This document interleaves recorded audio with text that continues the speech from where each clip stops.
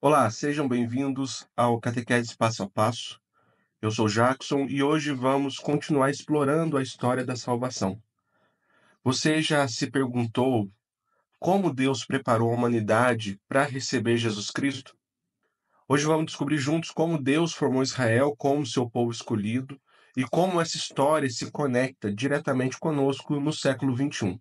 Então, hoje nós vamos estudar os parágrafos 62, 63 e 64 do Catecismo, que nos revelam verdades belíssimas sobre o plano de Deus. Vamos começar então pelo parágrafo 62 do Catecismo, que diz o seguinte: Depois dos patriarcas, Deus formou Israel como seu povo, o salvando da escravidão do Egito. Fez com ele a aliança do Sinai e deu-lhe, por intermédio de Moisés, sua lei, para que reconhecesse e o servisse como o único Deus vivo e verdadeiro, Pai providente e juiz justo, e para que esperasse o Salvador prometido. Imagine a seguinte cena: milhares de pessoas escravizadas no Egito, sofrendo, clamando a Deus por libertação. E o que faz nosso Deus misericordioso? Ele não fica apenas ouvindo, Deus age. Por meio de Moisés, Deus liberta seu povo da escravidão. Mas perceba uma coisa muito importante aqui: essa libertação, ela não é apenas uma libertação física, ela foi uma libertação espiritual também. Quando Deus liberta Israel do Egito, ele está nos mostrando algo profundo sobre a sua natureza.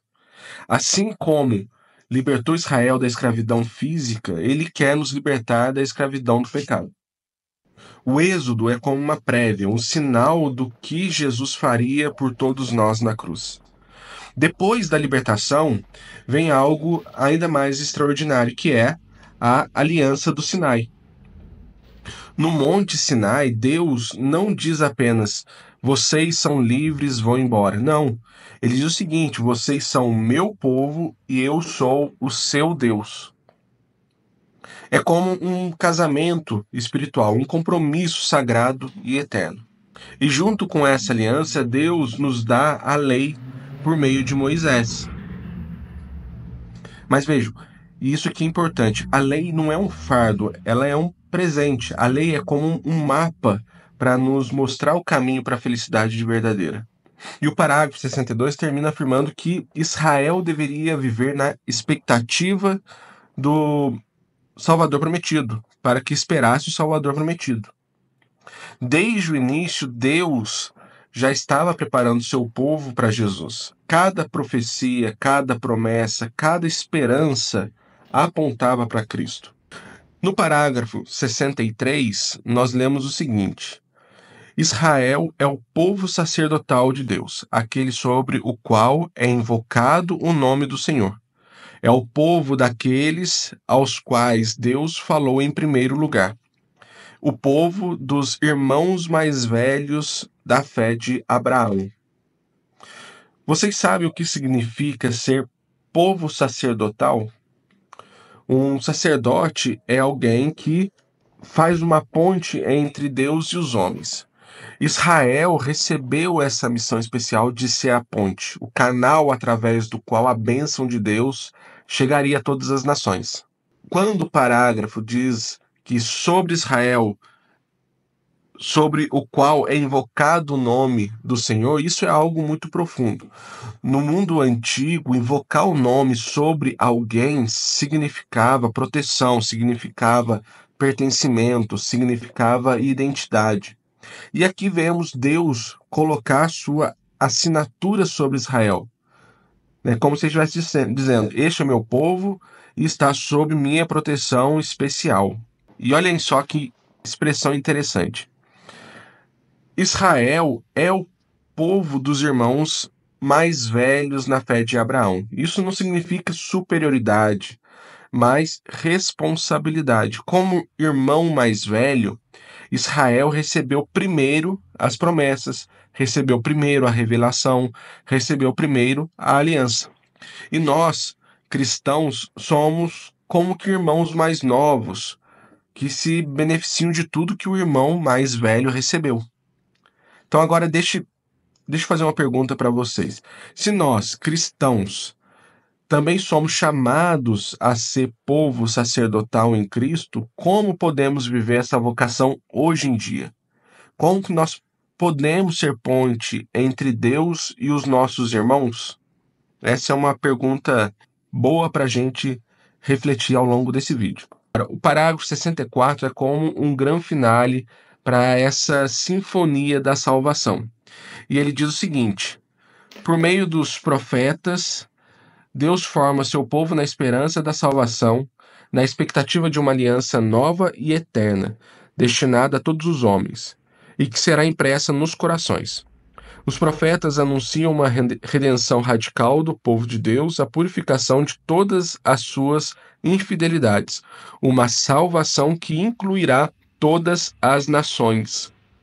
Serão sobretudo os pobres e os humildes do Senhor os portadores desta esperança. As mulheres santas, como Sara, Rebeca, Raquel, Miriam, Débora, Ana, Judite e Esther, mantiveram viva a esperança da salvação de Israel. Entre todas elas, a figura mais luminosa é Maria. Esse parágrafo ele é riquíssimo, né? Vamos por partes aqui para a gente entender. Os profetas não eram apenas pregadores que criticavam o povo. Eles eram formadores de esperança. Quando Israel se desviava, os profetas vinham não só para corrigir, mas principalmente para renovar a esperança, para dizer: olha, não desanime, Deus tem um plano para todos. E que plano que era esse? Uma aliança nova e eterna. Não seria mais escrita em pedra, mas gravada nos corações.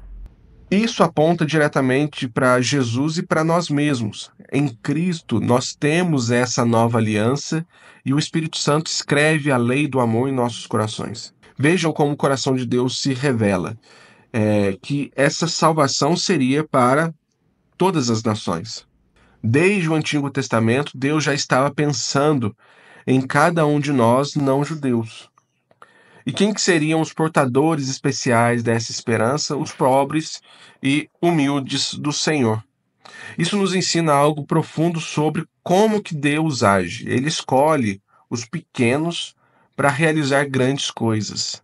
Maria, uma jovem simples de Nazaré, é o exemplo perfeito disso. E falando em mulheres, o catecismo faz um belo reconhecimento.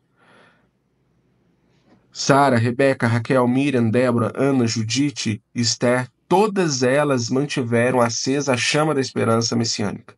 E Maria é apresentada como a imagem puríssima dessa esperança. Agora, pensem na beleza disso tudo. Durante séculos, gerações e gerações de pessoas santas mantiveram viva a esperança de que Deus cumpriria suas promessas. E em Maria, toda essa esperança se concretiza. Quando ela diz sim ao anjo, todas as promessas do Antigo Testamento começam a se cumprir. Maria é o ponto culminante de todas as expectativas e promessas do Antigo Testamento. É o elo entre o Antigo e o Novo Testamento. Então, fazendo um resumo desses 3 parágrafos do Catecismo, nós vimos que Deus tem um plano belo e perfeito para a salvação da humanidade. Desde Abraão até Maria, passando pela libertação do Egito, pela aliança do Sinai, pelos profetas, tudo estava preparando a vinda de Jesus. Israel foi como uma escola onde Deus ensinou a humanidade sobre fidelidade, sobre esperança, sobre amor. E nós, cristãos, somos herdeiros de tudo isso. Nós somos parte dessa história de salvação. Mas isso nos traz também uma responsabilidade. Assim como Israel foi chamado a ser povo sacerdotal, nós também somos chamados a ser ponte entre Deus e os nossos irmãos. Assim como os pobres e humildes de Israel mantiveram viva a esperança, nós também devemos ser portadores de esperança em nosso mundo atual. E assim como as santas mulheres do Antigo Testamento, especialmente Maria, todas elas disseram sim a Deus. Nós também somos convidados a dizer o nosso sim diário ao plano de Deus para nossas vidas. Se esse vídeo te ajudou, deixe seu like, isso me ajuda a levar essa catequese para mais pessoas, e nos comentários me conta qual parte da história de Israel mais chamou sua atenção. Você tem alguma dúvida sobre esses parágrafos? Vou responder cada comentário com muito carinho. Não se esqueça de se inscrever no canal e ativar o sininho para não perder nenhuma catequese. Logo, logo, continuaremos nossa jornada pelo catecismo. Até lá, que Deus te abençoe e que Nossa Senhora te proteja sempre. Um abraço e até a próxima.